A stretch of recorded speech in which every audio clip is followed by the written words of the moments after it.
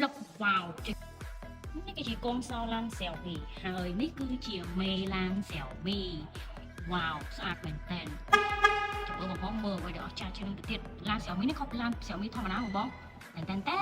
plug វ៉ាវចេញមកភ្លើង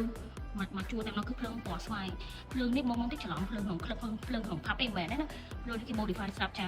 អូហូលុនមែនតើស្អាតមែនតើញាក់សាច់ត្រូវអូគាត់ឃើញភ្លើងហ្នឹងក៏ចង់ជិះឡាននោះដែរចាតែបងដែលចូលចិត្តលេងឡានជិះឡានបែប sport ក្លីប high so អីកុំភ្លេចឡាន Xiaomi នេះជំ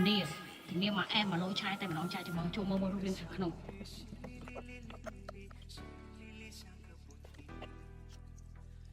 អូស្អាតមែនតែពណ៌ចេញមកគឺពណ៌កប់សារីតែម្ដងពីពុំញាក់សាច់បងអើយឡានហ្នឹងគឺថា modify ឲ្យសាប់តែម្ដងមិនបាច់លេងឡាននេះទៀតទេបងតែមើលលើ screen កំសាន្តគេមានភ្លើងភ្លឹបទៀតអែមែនណាតែបើចាក់ចម្រៀងទៀតកាន់តែញាក់អានេះគេមានជើងដាក់ទូរស័ព្ទឲ្យទៀតបាច់ទិញថែមទេគឺថាមានសាប់តែម្ដងចាតែសាកញ្ចក់មួយនេះលុយណាចាំមើលចុចយូមានទៅលេចុចចុចយ៉ាងឹតភ្លើងនិយាយរួមអែមតែម្ដងចាមកអែមតែបងដែលចិត្តលក្ខណៈបែបកប់សេរីហាយអញ្ចឹងណាជិះយកឡានមួយនេះមកអត់ខុសទេតែបើចាក់ភ្លេងទៅកាន់តែអែមទៀតជិះឡានដូចក្នុងក្លឹបបដ ாய் នៅក្នុងក្លឹបបដ ாய் មិនបាច់អីច្រើនទេដាក់ភ្លេងមួយទៀតអែមញាក់តែបើកបោកុំភ្លេចខ្លួនចាបើកបោតែសម្រាប់អង្គុយជាមួយនឹងបាន